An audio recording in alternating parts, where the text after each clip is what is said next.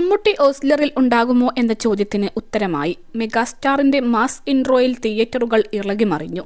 Abraham ഓസ്ലറിലെ മമ്മൂട്ടിയുടെ വരവിനെക്കുറിച്ചാണ് social മീഡിയയിൽ എങ്ങും സംസാരം.